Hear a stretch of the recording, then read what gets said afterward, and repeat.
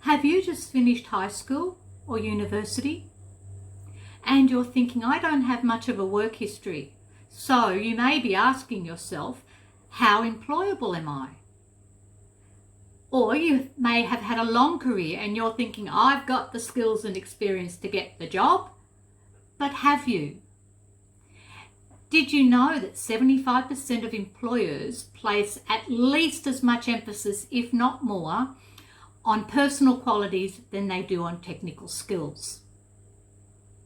Hi, I'm Catherine Burke from Resumes for Results, and I'm going to talk about the importance of your personal skills and qualities when looking for a job. These are your employability skills. So let's see. They can be called things like interpersonal skills, enterprise or foundation skills, or even soft skills. These employability skills are about you as an individual. They are not specific to any one job. Okay, they are your personal qualities and attributes that you take with you from job to job to job. So the first question to ask is, which employability skills do employers value? Because it makes sense to include what employers value in your resume, doesn't it? So traditionally, we would have things on everybody's resumes about employability skills, and these would be I'm reliable, I'm punctual, I have great customer service skills, and I've got a positive attitude and lots of motivation. I can work in a team too. And see, I've got a good personal presentation. I'm sure you've read that on your resume and other people's resumes. But everybody else has got that on their resume. So how do you stand out? You stand out by finding out what employability skills the industry or the role or the employer are actually looking for. So for example, if you work in a healthcare or in hospitality or retail, these are people-focused roles, and the employers are looking for someone who's creative, who can solve problems, who can think critically, who have digital and financial literacy, and who have good presentation skills. They're just some of them. The next thing I want you to consider is that all jobs are unique and they all require different employability skills. So they have their own set of technical skill requirements, including the expertise of qualifications, but they also have their own set of employability skills that have a higher emphasis than all the other things that I listed earlier.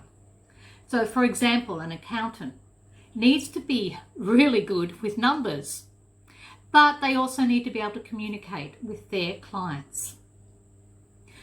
Okay, employers, another example I'm thinking of are employers from aged and disability care businesses.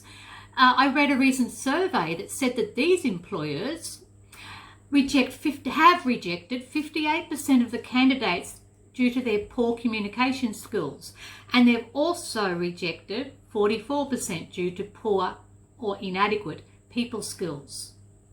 So they place a lot of importance on those. So when applying for a job, you need to research that job, the industry, ring the contact number, read the role description so that you identify what they value. Another example, a receptionist needs to have great interpersonal skills, confidence and politeness. What about a fast food worker? What do you think they need? Teamwork. They need to be friendly. They need to have a positive attitude and want to turn up for work every day. What about shelf fillers? They need to be hardworking. There's things to lift. They need to be punctual and willing to learn. Now, what do you do if you need to develop specific employability skills? You may not have a long work history, so you may not have built up a whole lot of skills in your chosen career yet. So how do you seek them and how do you demonstrate them on your resume? Well, the short answer to that is you need to get some type of work role, whether paid or unpaid, part-time or casual, work experience, internships, apprenticeships, volunteer work. You need to develop skills even if you're volunteering, and these can all be put onto your resume. And the reason is they give you exposure to things like real situations, dealing with diverse people, working in busy environments and challenging conditions. And you can develop these skills that can be a stepping stone into your career. And it will prove to your future employer that you have the desire and motivation to develop these skills, and they will feel that you will fit in with their organisation. So the last question to consider is, how do you demonstrate your employability skills when applying for a job? So in your resume, your cover letter, other application documents, and even your interview, you need to highlight examples of when and how you use these skills. You need to explain your strengths and how your skills benefit the business, making you the right candidate. So if you've just left high school or you're a newly graduated uni student and you're thinking, I don't have a lot of work experience, but you do have skills, what about those group assignments that you did that demonstrate teamwork and negotiation? What about when you gave a speech demonstrating your communication skills and your presentation skills? What about when you played or coached in sport or participated in extracurricular activities, debating, helping in the library? These can all be selling points on your resume. You may have been one of the lucky school students that got to work in McDonald's, a busy restaurant.